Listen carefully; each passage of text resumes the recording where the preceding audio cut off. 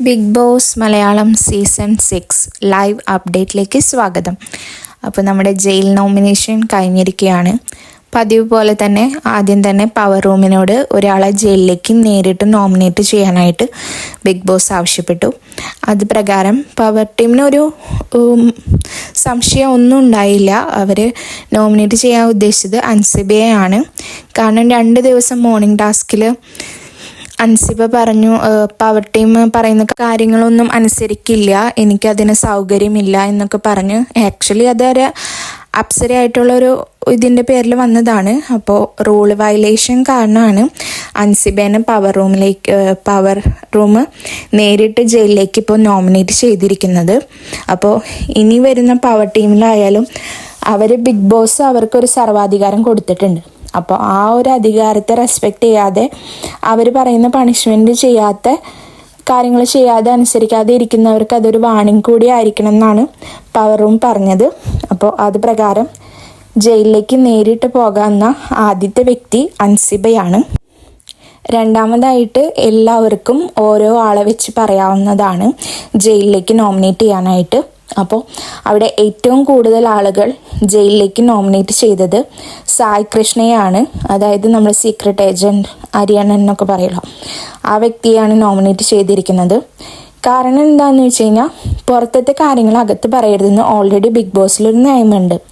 അപ്പോൾ ആ ഒരു നിയമം പാലിക്കാതെ തന്നെ 2 പ്രാവശ്യം ഓൾറെഡി സായിക്ക് വാണിംഗ് കിട്ടി. എന്നിട്ടത് തുടർന്നിട്ട് അവസാന വാണിംഗ് കൊടുത്തിട്ടുണ്ടായിരുന്നു ബിഗ് ബോസ്.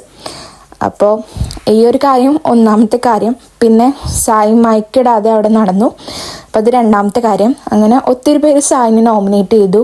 അപ്പോൾ അൻസിബ പറഞ്ഞത്, ഞാനൊരു ജ്ഞാനി ആയതുകൊണ്ട് ഞാൻ സായിയെ നോമിനേറ്റ് ചെയ്യുന്ന എന്നാണ് പറഞ്ഞത്. അത് ആക്ച്വലി ജാസ്മിൻ എന്തോ അൻസിബ ജ്ഞാനികളുടെ പോലെ സംസാരിക്കുന്നു എന്നൊക്കെയാണ് പറഞ്ഞത്. പക്ഷെ ബന്ധമില്ലാത്ത കാര്യങ്ങളൊക്കെയാണ് സംസാരിക്കുന്നതെന്ന് ജാസ്മിൻ അൻസിബനെ കുറിച്ച് പറഞ്ഞിരുന്നു. അപ്പോൾ ആ ഒരു കാര്യം വെച്ചിട്ട് അൻസിബ പറഞ്ഞു, ഞാൻ ഒരു ജ്ഞാനി ആയതുകൊണ്ട് ഞാൻ സായിയെ നോമിനേറ്റ് ചെയ്യുന്നു. പക്ഷെ അതാർക്കും കത്തിയൊന്നും ഇല്ല എന്തിൻ്റെ കാര്യം എന്ന്. ഈ ഒരു ജയിൽ നോമിനേഷൻ തുടങ്ങുന്നതിന് മുമ്പേ തന്നെ സായി ഒത്തിരി പേരോട്, ശ്രീരേഖയോട് പിന്നെ സിബിനോട് അങ്ങനെയുള്ളവരോടൊക്കെ പോയി പറഞ്ഞിരുന്നു, ഞാനിവിടെ ചെയ്ത് തെറ്റാണ്, അപ്പം നിങ്ങൾ എന്നെ ജയിലിലേക്ക് വിടുന്ന ഓൾറെഡി പറഞ്ഞിട്ടുണ്ടായിരുന്നു. അപ്പം അതിൻ്റെ ഇടയ്ക്കൊരു കോമഡി ഉണ്ടായെന്ന് വെച്ചാൽ ആരൊക്കെയോ സായിക്ക് നോമിനേഷൻ കിട്ടി, സായിയാണ് ജയിലിൽ പോകുന്നതെന്ന് അറിഞ്ഞ് ബിഗ് ബോസ് അനൗൺസ് ചെയ്തതിന് ശേഷം അവിടെ ആരോ പറയണ്ട, നിനക്ക് എന്താ കാറ് വേണമെന്നൊക്കെ അവിടെ ഇരുന്ന് ചോദിക്കണ്ടായിരുന്നു. ആരാന്ന് എനിക്ക് കൃത്യമായിട്ട് ഓർമ്മയില്ല.